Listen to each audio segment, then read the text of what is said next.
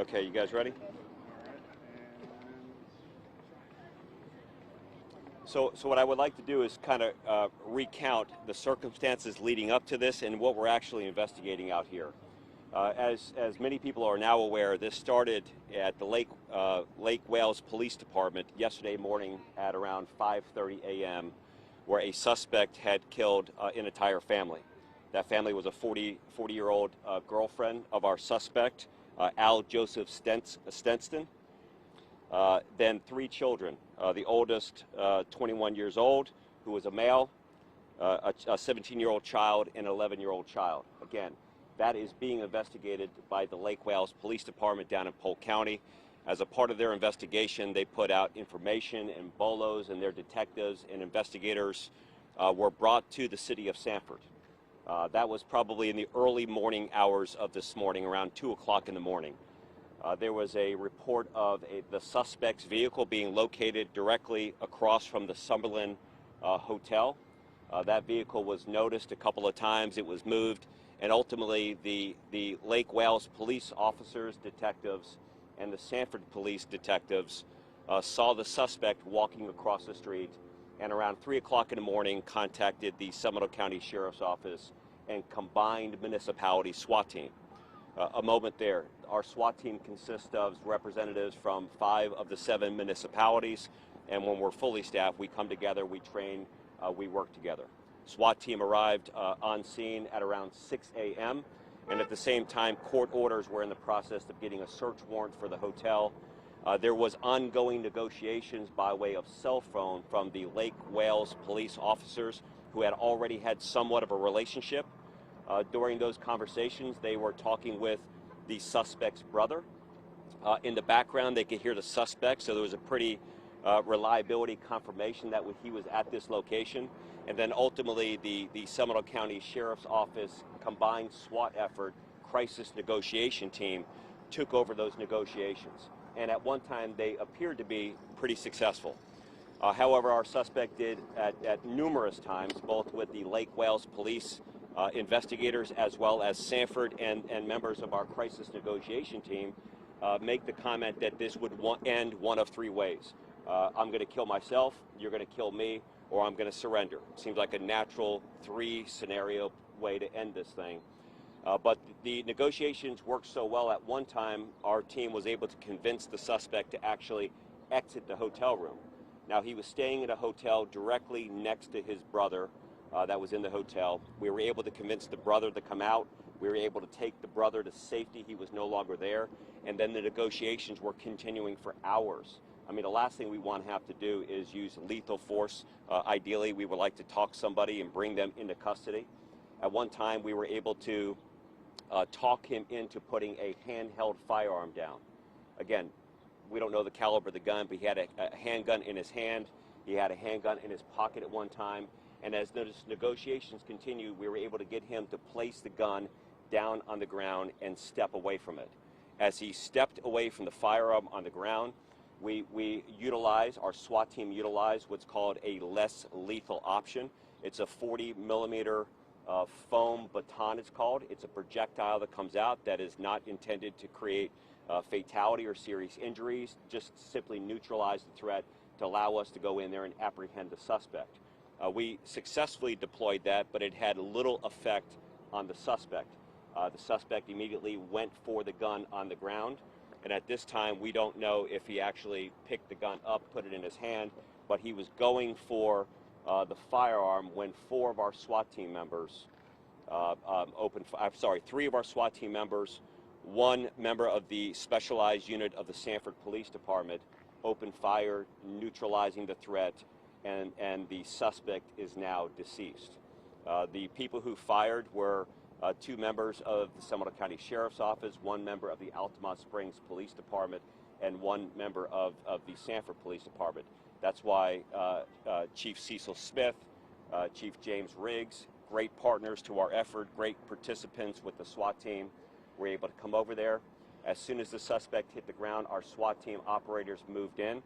This is an incredibly difficult situation. One of our SWAT operators actually immediately started to administer CPR to the decedent after the shooting. Of course, that was unsuccessful, but our operator was then covered in the suspect's blood. And now we have asked FDLE to come in, as we typically do, to conduct a full and independent review and investigation of all the circumstances leading up to this case. What we know about Al Joseph Stenston, he's 38 years old. He has mild encounters with the criminal justice system. Many people would say they're pretty significant. He's been arrested a couple of times for burglary. He's had a couple of charges in the past for domestic violence, but we're still gathering his complete history to find out what was actually going on and all of those circumstances and details. As you can imagine, we're going to wait until FDLE conducts that full independent review of the circumstances, which will include interviewing of our SWAT team members, the folks that are out there. And at this point in time, there is no threat to our community. Any threat that was presented here was very specific to the incidents occurring down at the Lake Wales area where the initial incident occurred, and then, of course, relocated up here. I want to thank our partners, of course, all of the Seminole County municipalities, of course, our partners at the Florida Department of Law Enforcement to coming in and picking up this investigation, and all of the people who are helping put the dots together that may have seen suspicious activity, noticed the car, that will kind of help us better understand what's going on in the coming days. So that's a high level report trying to kind of, I don't know any of the other details surrounding the incident down in Polk County. I think that the Lake Wales Police Department to speak to that. At this time, I'll turn it over to Chief Cecil Smith to see if he has anything that he would like to add. It's a great opportunity for us to show that the unifiedness that we have within Seminole County. When we were locating this individual at 2 o'clock this morning, our officers realized that something was wrong, and that immediately reached out to the Sheriff's Department to say, hey, listen, we need to put something together to try to bring this to an end. The unfortunate end is that this individual chose to end it in the manner in which he did. As the sheriff has indicated, it's still a very active investigation. FDLE is doing their part at this point. We're making sure that our officers, all the officers that were involved, are being taken care of, and we will continue to provide the best service we possibly can here in Seminole County. Why Sanford? We have no idea. He doesn't have any ties to this city? What we know right now, there is no ties to the city at all. Was his brother living in the hotel? Was he staying there prior, or did they both come here together? From what we have right now, it appears that they both got here at the same time. Any of his other family members here with him? As far as we know, it's just his brother. Will the brother face any charges at all? We'll leave that up to the state's attorney to make that decision. Notice to bring it up, Chief. The Slumberland Motel is a bit of a well-known locally, but it's not exactly, what you would imagine somebody would pick as their destination. So you just think that he was leaving the scene of whatever occurred in Lake Wales and randomly picked that spot? Well, Dave, I think it's important to mention that his brother was already here. So he went here because he's in the hotel room next to his brother. Okay, so I guess that wasn't clear to me. Why was his brother already here? His brother was living here. In the hotel. Yeah. Oh, wait. So his brother was here prior Correct. to him showing up this morning? Correct. Okay. Okay. Yeah, that wasn't clear the first time around. So he had a family member already in Sanford at the Slumberland, and he reunited, if you will, with his brother. I would say he was staying at the hotel. As you know, Slumberland is a day-to-day, week-to-week type of hotel. So to say that he's a resident, I would not classify him as a resident, but he was staying in the hotel. But the brother was already here long before whatever happened in Lake Wales. I'm going to say that's correct. Well, yeah, I don't know that long before. I don't know that we know how long he's been here, but he was here. It wasn't hours. I don't know. Do you guys know? We don't know yet. Okay. We don't know yet. As far as the other people who were at the hotel when this happened, were they all evacuated? What happened there? Essentially, we had many of them stay in place, shelter in place. There were a couple of people who we moved out of the hotel when we felt that it was safe enough to do that. Was there any? What was the danger? How would you describe the danger to those people? Considering that they had been in constant conversation with him, both inside and outside the hotel, we don't believe that there was that great of a threat. But we wanted to make sure that they were safe, so we did move some of the individuals who we could. But those who are really connected to that room, we made them shelter in place. Can you talk at all about what happened at the Circle K? That one is still under investigation. I've been here since 5:30 this morning, mostly dealing with this situation here. So as we get additional information, we'll put that out as well. But that is a homicide investigation unrelated to this, right? It's still an ongoing investigation. So you can only say it's a shooting Yes. investigation. Unrelated to this, completely unrelated to what we have going on here. All right, Chief. You know, I do want to wrap just by, again, commending the actions of these officers that are out here. You know, we never take for granted the way that they train, the way that they prepare. Nobody wants to come into work on a day like this and actually have to use lethal force. But the way they responded, the way that they put themselves in harm's way in work is a blessing to our community and our organizations. And from our perspective, they handled this thing with textbook precision.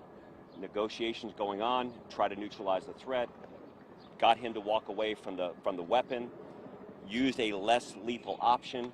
He went for the gun.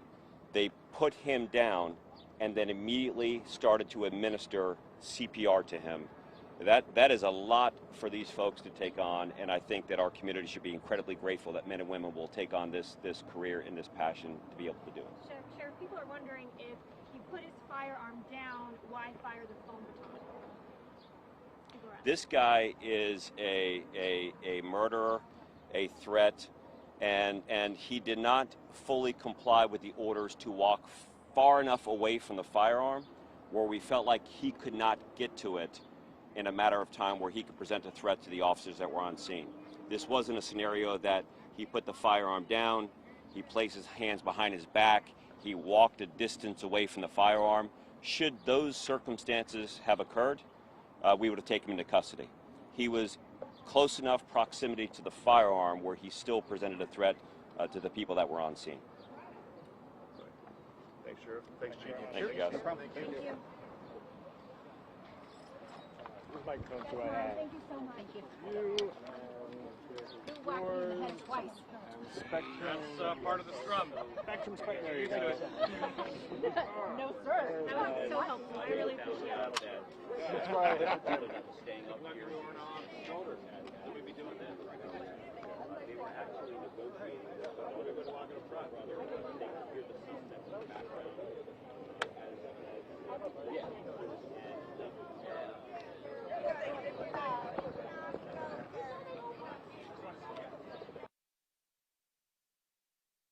Talking about how the officers come to work and they don't want to